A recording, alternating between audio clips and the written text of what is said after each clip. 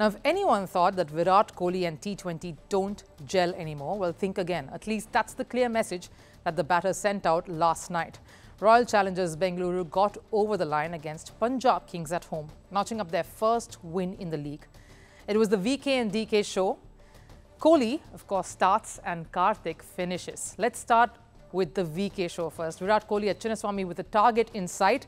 There is little else that can keep someone like him away from getting there. And of course, being dropped by Johnny Bairstow off the very second ball of the innings at slips was probably just the wake-up call Virat Kohli needed. He did not, of course, need another reminder to get going, even as wickets fell around him. The track on offer was not the typical belter that you normally associate with Bengaluru's Chinnaswamy Stadium, but you could score if you just kept your head down, which is what the master demonstrated. Even so, 170-odd runs was not going to be much of a challenge. That's what I thought, but the Kings bowling unit made a match of it on that particular track. They pushed RCB quite hard and to the edge. Virat, though, stood tall in this encounter. He scored 77 of 49 deliveries, typical Kohli domination. Those cover drives were exquisite and a treat to watch. And the King made a few loud statements too. Not a bad start, playing after 2 months and getting into the tournament. They know I play the cover drive well, so they are not going to allow me to hit gaps. I know my name is now attached to just promoting the game in different parts of the world when it comes to T20 cricket. I've still got it, I guess. Quite a cheeky comment there, and he made quite a few points in that statement that he still is playing T20 cricket at his best. And he took a dig out there at anyone who thought that Virat Kohli and T20 cricket really didn't belong together anymore. Former India coach and cricketer Ravi Shastri, who's had a good relationship, had shared a close bond with Virat Kohli, especially during his time as the coach of the Indian team, had some days back made a comment during commentary that youngsters should be looked at now heading to the World Cup in the Indian squad. Could this be a response to that? And even so, by crediting Rahul Dravid in the same post-match interaction, Kohli spoke of creating moments and memories rather than going after statistics and looking at numbers alone. Virat Kohli gave another reminder that you're always learning. That never stops.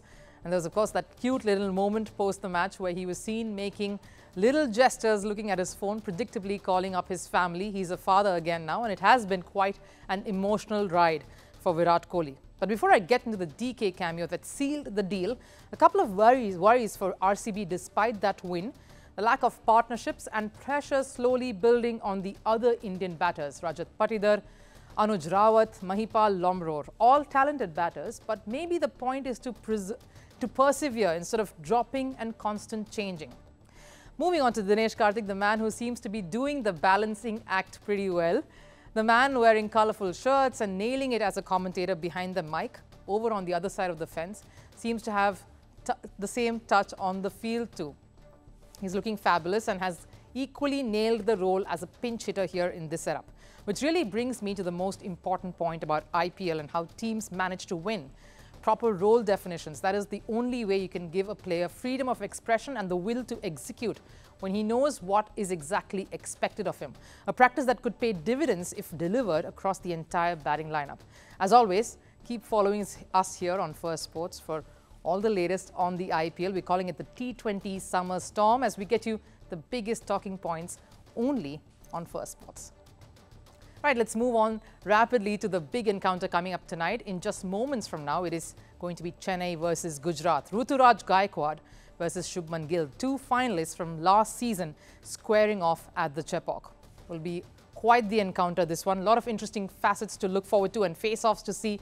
So let's get cracking. First off, it's a proper face-off between the two youngsters and future of Indian cricket. Ruturaj versus Gill. Both captains and opening bats. Both these roles will be tested tonight. In Chepauk, the power play is crucial. How many runs you can amass during the first 10 overs will be critical. So these two will have a lot of pressure to deliver there. And then, of course, you have to speak about the anchor role. It's a battle between local boy and someone who knows these conditions all too well. Sai Sudarshan and Daryl Mitchell. Very different molds. Mitchell can tonk as well as consolidate. But Sai is a steady head too. In fact, he's had a fair run at the IPL for his side Gujarat over the last 2 seasons. Daryl Mitchell, for the price that he was bought for, will be a key batter in Chennai's scheme of things.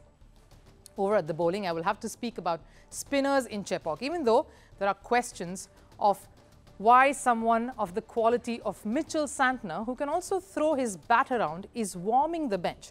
We know MS and how he never likes changing the 11, so I think we can expect the same, an unchanged side going in. In fact, that is his way of putting the faith on the 11 to perform through the season.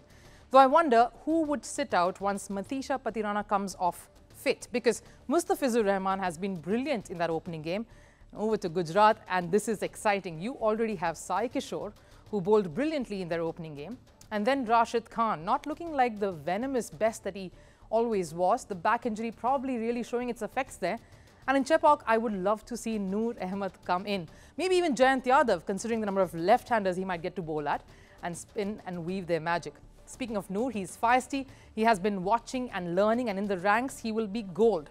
So maybe he comes in place of Spencer. So my picks for this matchup then, from Chennai Super Kings, I will have to go with Ravindra Jadeja. Can he be smart with the runs low and also be smart with the runs low down the order, and of course be wily on this track in these conditions with the ball? Quite a handful. If Rashid Khan is the senior most for the Gujarat side, then it has to be Ravindra Jadeja for the host in this game. And for Gujarat, my pick is Shubman Gill. It's time for him to deliver something big to have a chance of getting this in the bag. He has had a great start to his captaincy with a win, and now is the time to press on the accelerator. The important bit, of course, for most teams here is to notch up the tough wins at the start before the equations and the must-win calculations all start coming up towards the second phase of the tournament.